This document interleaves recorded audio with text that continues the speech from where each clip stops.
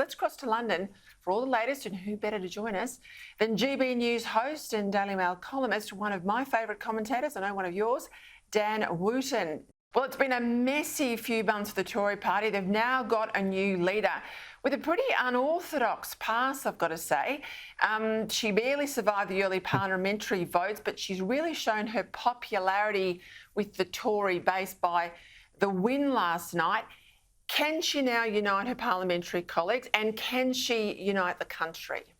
Well, look, it's going to be tough. And, Peter, I say this as a fan of Liz Truss. I don't think the country ever needed this leadership contest. Far from it. This was a massive own goal by the Conservative Party, who decided to depose Boris Johnson, who had delivered Brexit, who had won a landslide election win, the biggest, by the way, since Margaret Thatcher. So putting that to one side, Truss was the woman who this country needed. The alternative, Rishi Sunak, was a nightmare in the eyes of anyone other than Tory MPs. He's a globalist, he is a billionaire, he's a member of the establishment, he was totally in lockstep with the health authorities who locked this country down for months and months and months. So Sunak was not an option as Prime Minister, but Truss has a really difficult path. What you've got to understand is that the entire political establishment are against her. The civil service blob who tried to overturn the Brexit vote in the first place are against her. Virtually the entire mainstream British media is against her, certainly the BBC or the British bashing corporation, as I call them these days. So look, she has the biggest challenge facing any Prime Minister since Margaret Thatcher in the late 70s. And that's why, really, Peter, the only way I think Truss can survive is if she channels her inner Margaret Thatcher. She has to become the Iron Lady Mark II if she wants to have any hope. All right, we'll get into some of those issues she's facing at the moment. I mean, she's got a shocking in-tray on day one, but what does a Truss cabinet look like? There's plenty of talent we saw in the race. I mean, I was a real fan of Kemi Badenoch. She really took on that culture fight. Will Badenoch and others get a role? And how does she deal with now backbencher Boris? Yeah, that's going to be really interesting. No Boris in the cabinet. He doesn't want to be there because he needs to go off and make millions and millions and millions of pounds, release his books, start his newspaper columns again, travel all over the world before potentially making another bid to be Prime Minister. Because what you've got to realise, Peter, is he sees himself and he sees his career like his hero, Winston Churchill. And for those who know British history, of course, Churchill was booted out by the British public after World War II. Some people compare that to Boris losing his job after the COVID pandemic. But then he returned as Prime Minister when the British public realised the error of their ways. Of course, when it comes to Boris, he was actually never voted out by the British public. So no Boris in the cabinet. We absolutely will see Kemi Badenoch. You're right, she's a future star of the Tory party. She should lead the war on woke. Folk are hoping that maybe she'll end up as Education Secretary, as Culture Secretary. It's really interesting because I hate talking about identity politics, right? But you mentioned in the intro that Truss will be the third female Prime Minister. You're completely right. Labour, the Labour Party in the UK, has never even had a female leader.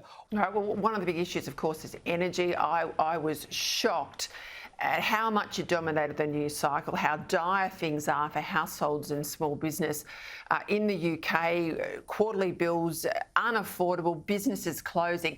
This was a Boris Johnson Achilles heel, all that carry on about net zero. I think it all goes back to David Cameron, if I'm honest. How does she deal with this issue? Well, look, she's got to shake things up. We have been on a deranged march to net zero. Senior Conservative politicians, Peter, used to sit down with Greta Thunberg and treat her as some sort of oracle.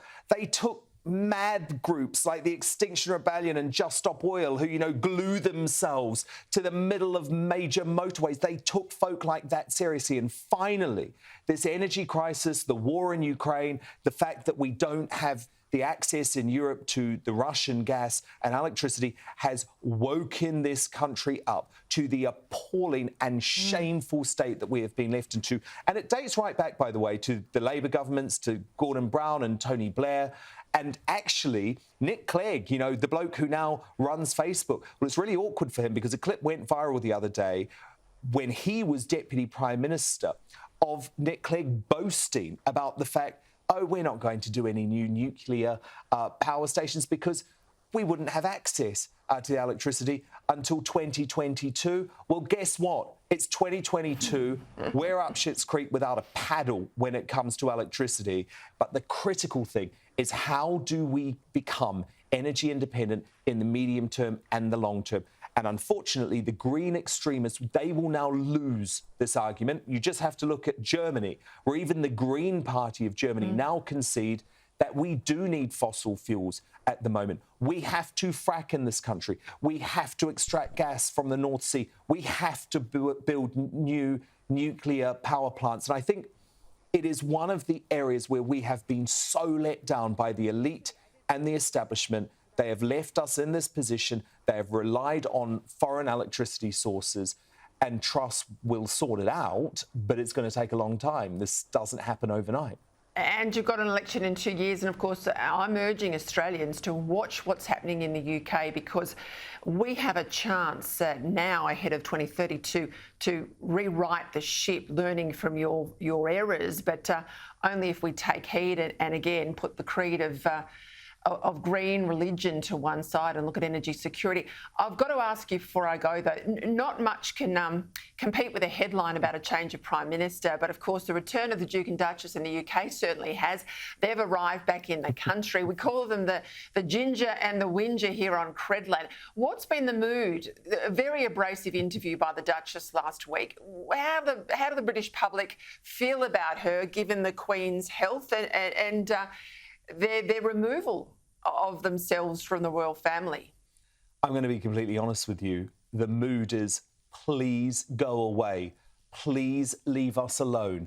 We are disgusted with the way they have treated Prince William and Kate. We are horrified by the way they've treated their father, Prince Charles. Not a perfect guy, by the way, but remember, he did fund their original trip to California and paid for them for years and years and years. But I think the thing that has stunned us most is that as the Queen battles perhaps the most serious health crisis of her life, she's not even able to leave Scotland, Balmoral in Scotland, in order to travel to Buckingham Palace to be there for the handover of the new Prime Minister. And what do Harry and Meghan do?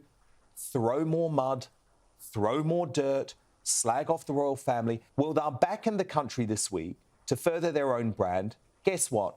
They haven't seen William and Harry. They haven't seen Prince Charles. They haven't seen the Queen. It's all about them. It's all about the moolah, the big bucks, the Netflix deal. And the UK, we're fed up. We don't want them here. Well, we're not big fans of them here in Australia either. Dan Wootton, you are brilliant. Thank you for joining me tonight on Credlin.